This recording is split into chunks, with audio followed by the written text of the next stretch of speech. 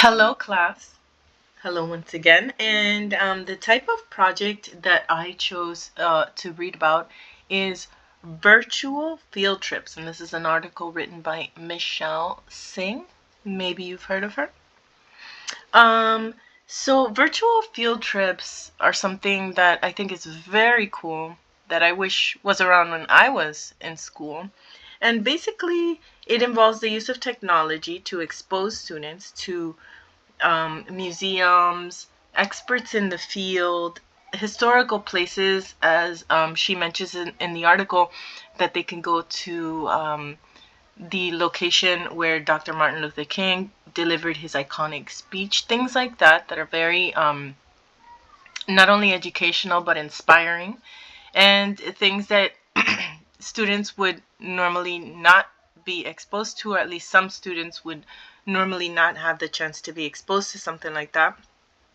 Um, Subjects that this could be used for are like social studies, English, science, history, all kinds of subjects. And although she does mention 10th graders specifically, it also can be used from any grade, K to 12. I mean, this is just something that can be used for all grade levels.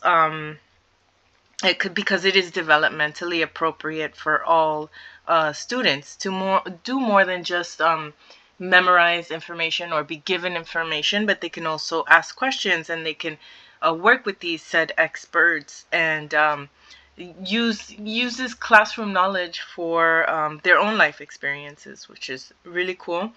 Um, in this virtual field trip model that I'm describing, internet technology is used as a means to link learners with um, experts from different parts of the world, even.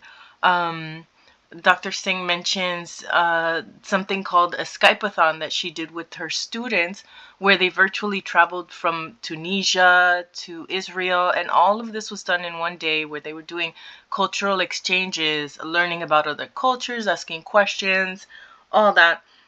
Very cool stuff, gaining knowledge that they wouldn't otherwise be exposed to.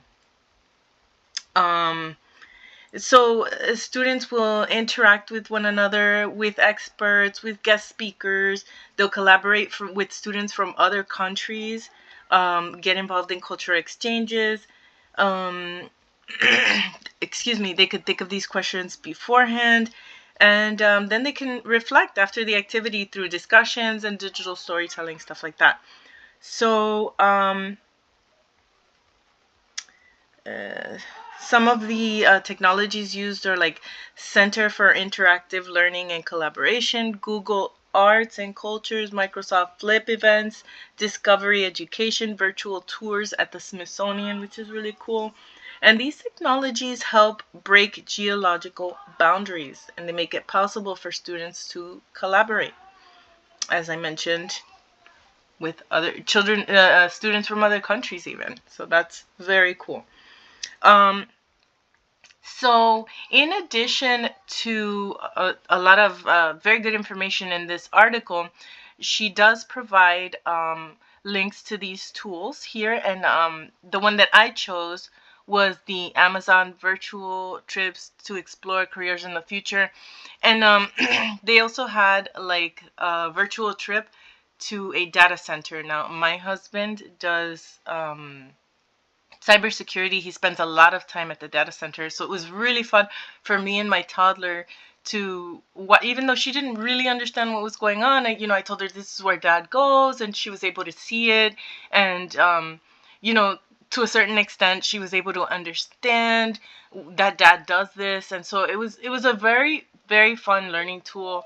We had a lot of fun looking at this. Also, there are game-based lessons that range, like I said, from a lot of age ranges, and she found them very fun too, even though she didn't really understand. But it was a very cool learning tool. So why does it matter to learners in the 21st century?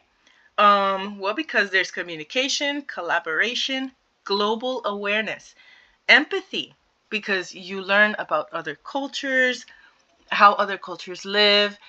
Some of them are very different from the way that we live here in the United States. So you learn about that. You learn about creativity.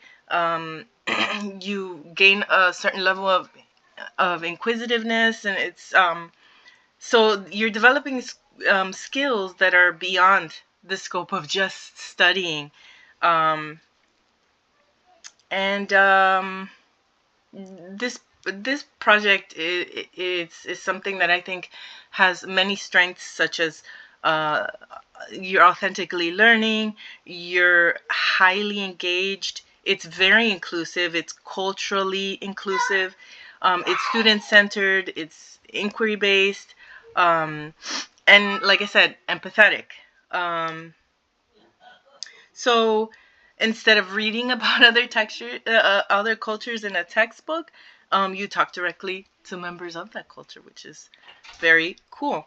The potential difficulties are like internet inability, difficulty scheduling lectures, differences in time zones, stuff like that, the availability of these technologies.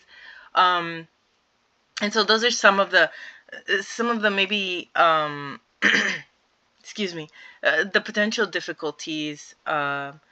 But the teachers, there are workarounds. They can arrange for backup activities, record these lessons for people that are unable to attend, use captions, which is really cool because my toddler only speaks Spanish, so we were able to watch it in Spanish, which was very, very exciting for her. And the way that I would use it as an elementary teacher, I would love to teach English and writing, and I love the arts, and so going to a virtual museum is just amazing. Writing about it, art has a lot of history, so it also teaches you history. That's very exciting, very fun. Um, and so I think that a virtual field trip, um, it provides a technology that's used for creative learning experiences, which is very, very, very important. And yeah, so that is what I learned while reading this article. I really, really, really recommend it. It has a lot of cool information, and I hope that it makes you a better teacher in the future. Thank you.